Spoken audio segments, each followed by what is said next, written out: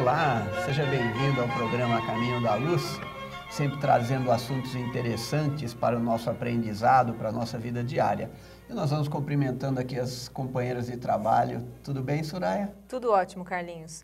Olá você, nosso querido telespectador, a gente deixa um grande abraço, esperando passar aqui uns momentos muito bons, porque o papo vai ser muito bom hoje. Marlene? Olá, como vai? Olá, amigos, de volta para o nosso programa semanal. Pois bem, e hoje nós temos um convidado especial aqui, nosso querido companheiro Mário Rodrigues, que é diretor do Instituto Brasileiro de Vendas, e que nós vamos falar de um assunto bem legal, né, Mário? Pois é, Carlinhos. Um prazer estar aqui com vocês, um prazer estar com os telespectadores. Vamos falar de negociação. Pois bem, negociação. Eu acredito que em tudo na nossa vida tem que ter um pouquinho de negociação, né? Mas qual a importância daquilo que nós chamamos de negociação, Mário? Carlinhos, negociação é extremamente importante na vida do ser humano, né? Mais do que percebemos, que na verdade a gente negocia desde sempre, né? Eu costumava dizer que a gente negocia desde que nasce. Mudei minha teoria.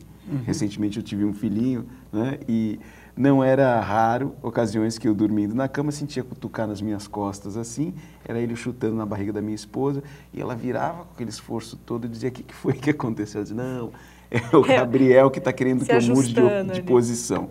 Já negociava com a mãe. Negociação é uma coisa que o ser humano faz por natureza, né? Nós negociamos a todo momento. Quando a gente começa a conversar com alguém, quando a gente busca passar alguma informação, desde um sorriso, Carlinhos, quando eu sugiro uma reunião mais afável, mais agradável, eu já estou negociando a posição do nosso papo aqui. Quer dizer, não é apenas uma questão de falar, né? Só de olhar, nós já estamos negociando, né? Exatamente. Estamos pedindo aceitação de algo que queremos, ou até mesmo daquilo que é importante para nós, né? Sem dúvida. Quantas vezes encontramos uma pessoa, né, e sugerimos um sorriso e a pessoa fecha a cara e você já entende o que ela está querendo dizer. Olha, nosso papo vai ser breve, direto. Não, né? Tem negociação. E não tem muita negociação. Postura física, Exato. né? Como a pessoa se comporta em relação a você, se ela está aberta ou não está. Isso se aprende muito, porque você, obviamente, na área de vendas, tudo isso é levado em conta. Até como a pessoa, né, se ela está mais cabisbaixa, que ele não é um bom dia para você levar uma outra oportunidade, uma estratégia, né? Eu acho que você tem essa leitura, consegue ser bem claro, porque é o todo dia lidando com pessoas, né? Exatamente, Soraya. O que acontece é que quando você é um profissional na área de negócios, de negociação e, sobretudo, em vendas, né, você tem consciência desse processo. Enquanto as pessoas estão conversando e para elas é apenas um bate-papo, um profissional formado e preparado para a negociação, ele entende os sinais que estão por trás das palavras, né, o que a pessoa nem sabe que está dizendo, mas está dizendo. E ele usa aquilo a favor, né, do processo de negociação ali. Ele entende que se eu quero que você seja mais afável e você está meio cabisbaixo, está fechada, ele começa a fazer sugestões, inclusive com linguagens corporais, né? A gente tem uma técnica que a gente chama de espelhamento, que ele começa a espelhar a outra pessoa e sugerir uma outra postura. É quando às vezes eu quero demonstrar interesse para vocês, eu me aproximo. Quando eu olho para o telespectador, ele sabe que eu estou dizendo para ele. E quando você faz isso de forma consciente, você usa essas habilidades que a gente aprende no decorrer da vida de forma profissional e consciente. Mário, você disse que nós negociamos sempre, que nós negociamos já desde do ventre materno, como você falou. Mas existe um momento que nós devemos atentar. Qual é o momento que nós devemos negociar? Quando nós devemos negociar? Em que situações? Em que circunstâncias? Dá uma dica para nós aí. Olha, quando a gente fala de negociar, a gente está falando de duas posições opostas, né? Não existe necessidade de negociação quando as duas pessoas estão caminhando para o mesmo lado, né? Eu costumo dizer nas aulas que a gente faz no Instituto, que quando as pessoas já estão do mesmo lado, já há um acordo, não precisa negociar. A negociação é um momento que sempre é de tensão, né? Não tem negociação, não é necessária quando as pessoas estão já de acordo com alguma posição. Então, todas as vezes que há uma objeção, é o momento de negociar. Nós fazemos isso, como eu disse, naturalmente, não é?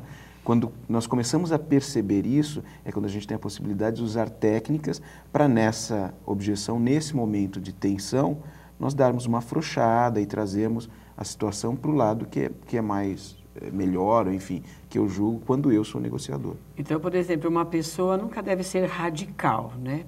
Pelo que você falou, se eu tenho a necessidade dessa maleabilidade, dessa negociação, se eu me mantiver numa postura de radicalismo, eu não vou ter abertura para negociar, né? Sem dúvida, Marlene. A gente costuma dizer que quando há uma objeção e a gente se torna radical, né? Eu digo que a gente mata a objeção no peito, né? Naturalmente vai doer. Então não tem negociação. Não tem negociação, exatamente. Nesse momento é a hora que você tem que usar a habilidade, né? Para ao invés de simplesmente dizer, olha, não é isso, tentar entender as possibilidades.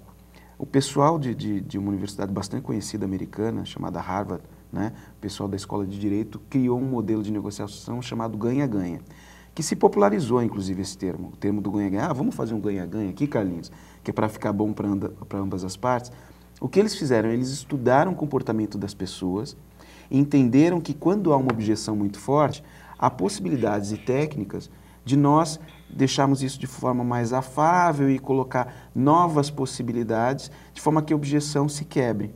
Então, um negociador profissional, o que ele faz? Ele entende a objeção daquele que está como opositor naquele momento, né? Porque ele quer algo diferente, ele amortece essa objeção, ele consegue o sim do seu interlocutor, dizendo, olha, eu entendo, Marlene, que para você não concorda com isso, porque é muito importante para você tal posição, não é mesmo?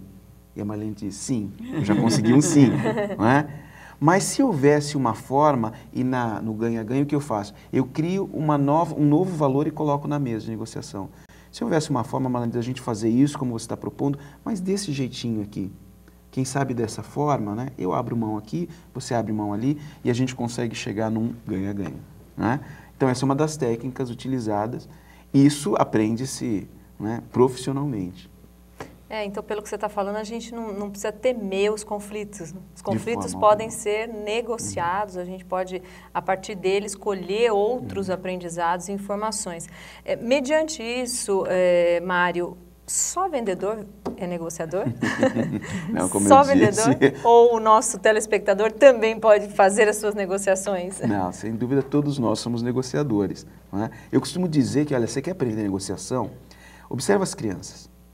As crianças, elas ainda são livres de vários pudores, de vários valores que a gente vai desenvolver no decorrer da vida, e elas são ótimos negociadores. E elas fazem uso de todas as ferramentas que você tem, né, para... Nem que fosse jogar no chão, né? Nós que somos avós, né, Marlene? Sabemos. Sabe bem, né? Se Sabe joga. bem. O que acontece? Tem um livro chamado Você Pode Negociar Qualquer Coisa, né?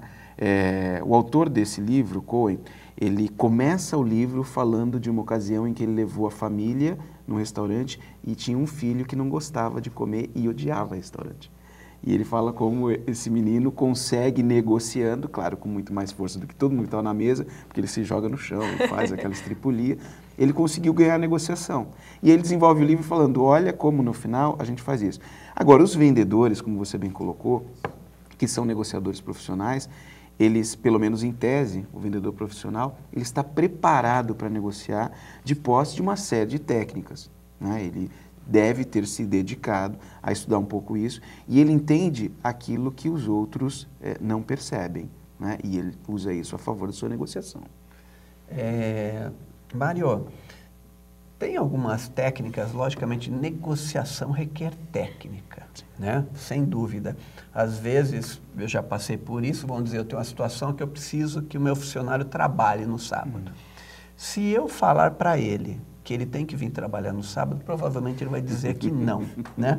Mas aí o que a gente faz? Eu falo assim, olha, eu estou com um problema, né? Eu precisava da sua ajuda.